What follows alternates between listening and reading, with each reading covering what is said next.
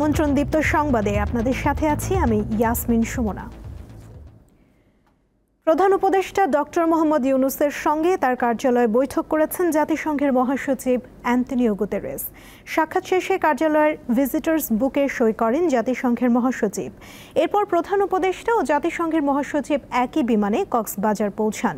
সেখানে ডক্টর ইউনূস নির্মাণাধীন কক্সবাজার আন্তর্জাতিক বিমানবন্দর ও খুরশকুল জলবায়ু উদ্বাস্তু কেন্দ্র পরিদর্শন করেন। জাতিসংঘের মহাসচিব বিমানবন্দর থেকে সরাসরি উখিয়ায় যাবেন। সেখানে তিনি রোহিঙ্গা লার্নিং সেন্টার, রোহিঙ্গাদের সাংস্কৃতিক কেন্দ্র ও পাটজাত পণ্যের উৎপাদন কেন্দ্র পরিদর্শন করবেন। বিকেলে প্রধান উপদেষ্টা ডক্টর মোহাম্মদ ইউনূস ও জাতিসংঘের মহাসচিব অ্যান্টনিও গুতেরেস উখিয়ায় অন্তত 1 লাখ রোহিঙ্গা শরণার্থীর সঙ্গে ইফতারে অংশ নেবেন। সন্ধ্যায় দুইজন একসঙ্গে আবার ঢাকায় ফিরবেন। 4 দিনের সফরে বৃহস্পতিবার বিকেলে ঢাকায় আসেন জাতিসংঘের মহাসচিব।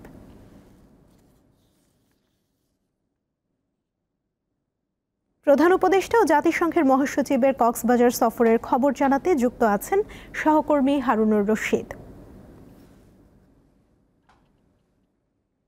হারুন, ডক্টর ইউনূস ও অ্যান্টনিও গুতেরেস তো কক্সবাজার পৌঁছেছেন, সেখানে তাদের কর্মসূচি নিয়ে আমাদের জানাবেন।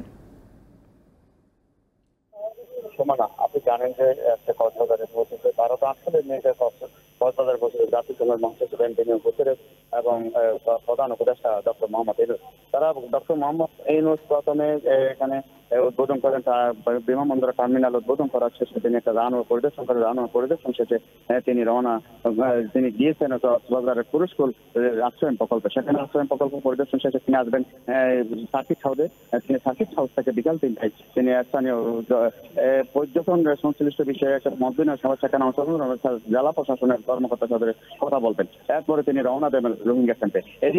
এদিকে জাতিসংঘ মহাসচিব অ্যান্টনিও গুতেরেস তিনি রওনা দিয়েছেন সড়ক পথে তিনি ইতিমধ্যে ক্যাম্পের মধ্যে পৌঁছে গেছেন। সেখানে তিনি 5 নম্বর ক্যাম্পে গিয়ে খাদ্য পরিষেবা বিষয় সেখানে সেগুলো ভিজিট করবেন। এরপরে যাবেন 18 নম্বর ক্যাম্পে। সেখানে গিয়ে তিনি লার্নিং সেন্টার, রোহিঙ্গাদের সাংস্কৃতিক কেন্দ্র, পাটজাত পণ্য থেকে উৎপাদিত পণ্য পরিদর্শন শেষে তিনি যাবেন 20 নম্বর ক্যাম্পে। সেখানে গিয়ে তিনি বিকালে প্রধান উপদেষ্টা ডক্টর ইউনূস সাথে মিলিত হবেন বিকাল 7:30টার দিকে।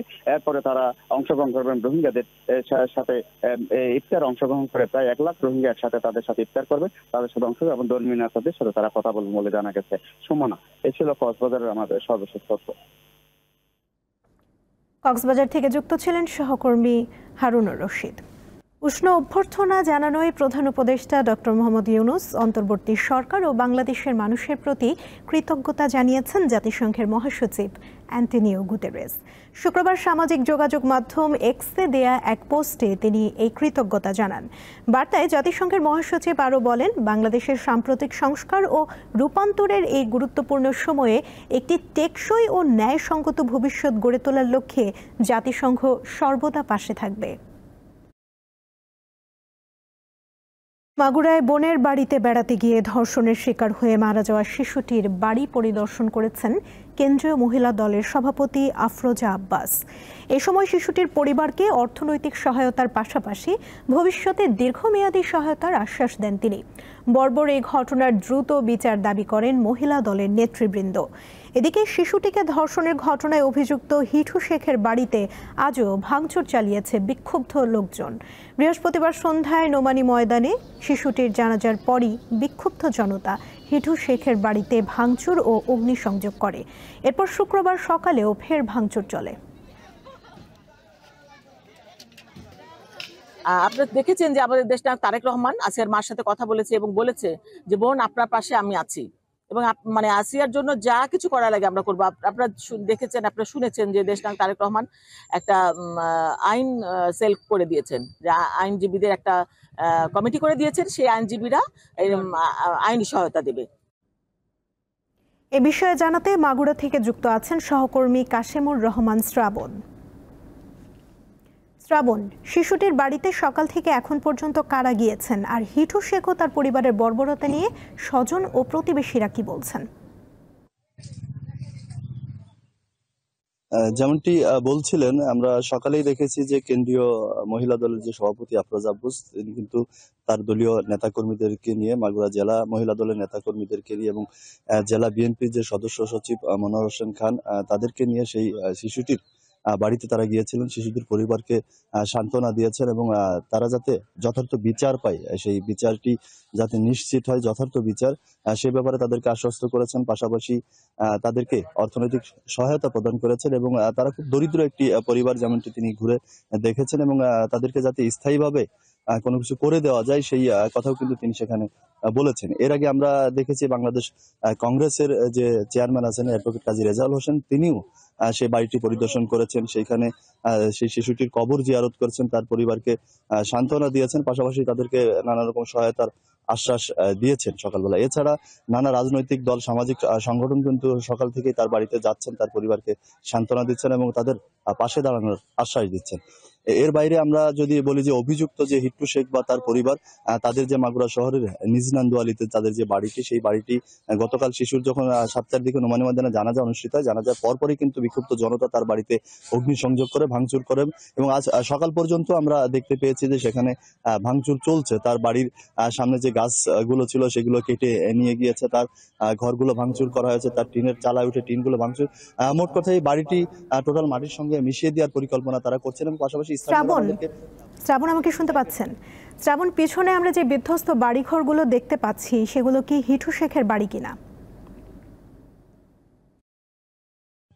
হ্যাঁ, সেটি হিট্টু শেখের বাড়ি। আমার পিছনে যে বাড়িটি রয়েছে এটি মূলত হিট্টু শেখের বাড়ি এবং এই বাড়িটি এই জনতা তারা ভেঙে দিয়েছেন। ভেঙে দিয়ে তারা চাচ্ছেন যে এই জায়গাতে একটি মসজিদ অথবা মাদ্রাসা নির্মাণ করার এবং এই মসজিদ বা মাদ্রাসাটি যাতে যে শিশুটি নির্যাতিত হয়ে মৃত্যুবরণ করেছেন সেই আসিয়ার নামে করা হোক, যাতে সারা দেশবাসী জানতে পারে যে এই বাড়িতে এমন একটি পাশবিক নির্যাতনের ঘটনা ঘটেছিল, এমনটি কিন্তু স্থানীয়রা আমাদেরকে বলছেন। এবং বাড়ির চিত্র যদি আপনাদেরকে দেখাই, দেখতেই পাচ্ছেন যে এখানে বেশ পুরো বাড়িটি মোটামুটি ভেঙে চুরমার করে দেওয়া হয়েছে। অবশিষ্ট কিছু অংশ আছে, সেটাও ভাঙচুর চলছে। যদি এখন নামাজের এই সময়টাই অনেকে নামাজ পড়তে গেছেন, তারপরে এসে বা হয়তো আবারও তারা সেই ভাঙচুর চালাবেন এবং সামনে যতগুলো গাছপালা ছিল সেই টোটাল গাছগুলো কিন্তু তারা কেটে নিয়ে গিয়েছেন। আমরা দেখেছি ভ্যানে করে সেই গাছগুলো নিয়ে যাইতে, এখানে টিন যেগুলো ছিল সেই টিনগুলো তারা খুলে নিয়ে গেছেন, কাঠগুলো খুলে নিয়ে গিয়েছেন, দরজা জানালা সেগুলো কিন্তু কে বা কারা খুলে নিয়ে গিয়েছেন। কালকে সন্ধ্যার পর থেকেই এই কাজ চলছে, যেটা আজ এখন পর্যন্ত চলছে এবং সামনে যে অংশটুকু আছে সেটাও তারা ভেঙে ফেলবেন, এমনটি কিন্তু তারা আমাদেরকে বলছেন। এবং স্থানীয়রা যেমনটি বলছেন যে তারা এটি ভেঙে দিয়ে এখানে একটি মাদ্রাসা অথবা মসজিদ তারা নির্মাণ করতে চান। তো এই ছিল আমার কাছে মাগুরা থেকে সর্বশেষ তথ্য। মাগুরা থেকে যুক্ত ছিলেন সহকর্মী শ্রাবণ। দর্শক, কিছুক্ষণ আগে যেমনটা জানিয়েছিলাম, সিরাজগঞ্জের রায়গঞ্জে 7 বছরের এক শিশুকে ধর্ষণের অভিযোগ উঠেছে। গত রোববার জেলার রায়গঞ্জ উপজেলার পাঙ্গাশী ইউনিয়নের নারুয়া গ্রামে এই ঘটনাটি ঘটে। নির্যাতিত ওই শিশুটি স্থানীয় শিশু যত্ন কেন্দ্র নামে একটি স্কুলের 2য় শ্রেণীর শিক্ষার্থী। অসুস্থ অবস্থায় শিশুটিকে Sirajganj Shahid M Mansur Ali medical college হাসপাতালে ভর্তি করা হয়েছে। ধর্ষণের ঘটনায় শিশুটির বাবা বৃহস্পতিবার রাতে রায়গঞ্জ থানায় মামলা দায়ের করেন। অভিযুক্ত ধর্ষক মোহাম্মদ আলী একই গ্রামের আব্দুল আলিমের ছেলে। ঘটনার পর থেকে সে পলাতক রয়েছে। নারায়ণগঞ্জের রূপগঞ্জে 7 বছর বয়সের এক শিশুকে ধর্ষণের অভিযোগ উঠেছে ইব্রাহিম নামে এক কাঁচামাল ব্যবসায়ীর বিরুদ্ধে। বৃহস্পতিবার দুপুরে উপজেলার তারাব পৌরসভার রূপসী বাগবাড়ি এলাকায় এই ঘটনা ঘটে। বিষয়টি ধামাচাপা দিতে শিশুর বাবা মাকে ভয়ভীতি দেখানোর অভিযোগ উঠেছে কয়েকজনের বিরুদ্ধে। পরে ঘটনা জানাজানি হলে বৃহস্পতিবার রাত 9টার দিকে ধর্ষক ইব্রাহিম সহ ভয়ভীতি দেখানো লোকজনের শাস্তির দাবিতে বিক্ষোভ করেন এলাকাবাসী। খবর পেয়ে পুলিশ ও উপজেলা প্রশাসনের কর্মকর্তারা গিয়ে শিশুটিকে উদ্ধার করে ডাক্তারি পরীক্ষা ও প্রয়োজনীয় চিকিৎসার জন্য হাসপাতালে ভর্তি করেন। পাশাপাশি জড়িতদের দ্রুত গ্রেফতারের আশ্বাস দিলে পরিস্থিতি স্বাভাবিক হয়। আমরা তো ভিকটিমকে উদ্ধার করেছি এটি জানার পরে এবং সেটি টেস্টের জন্য এবং চিকিৎসার জন্য আমরা ঢাকা মেডিকেলে তাকে প্রেরণ করেছি। আমরা সবাইকে বলবো যে আইনের তো একটা প্রসিডিউর আছে, সেই প্রসিডিউর মেনটেন করে সর্বোচ্চ শাস্তি আমরা নিশ্চিত করব। লালমনিরহাটের হাতীবান্ধা উপজেলায় 7 বছরের এক শিশুকে ধর্ষণের চেষ্টায় অভিযোগে জহুরুল মোল্লা নামে এক যুবককে আটক করেছে পুলিশ। বৃহস্পতিবার সন্ধ্যায় উপজেলার দেওয়ানি পিত্তিফাটা গ্রামে এ ঘটনা ঘটে। আটক জহুরুল মোল্লা বরিশালের আগলঝাড়া উপজেলার আশকর গ্রামের হেলাল মোল্লার ছেলে। সে একটি বেসরকারি প্রতিষ্ঠানের শ্রমিক হিসেবে হাতীবান্ধায় কর্মরত। পুলিশ ও প্রত্যক্ষদর্শীরা জানান জহুরুল মোল্লা প্রায়ই ওই শিশুটির বাড়িতে যাতায়াত করত। বৃহস্পতিবার সন্ধ্যায় শিশুটিকে বাড়িতে একা পেয়ে ধর্ষণের চেষ্টা চালায় জহুরুল। এ সময় শিশুটির চিৎকারে এলাকার লোকজন ছুটে এসে জহুরুল মোল্লাকে ধরে পুলিশের কাছে হস্তান্তর করে। আলামত সংগ্রহের জন্য নির্যাতিত শিশুটিকে লালমনিরহাট সদর হাসপাতালে পাঠানো হয়েছে। এবারে কেওয়াই স্টিল চট্টগ্রাম সংবাদ।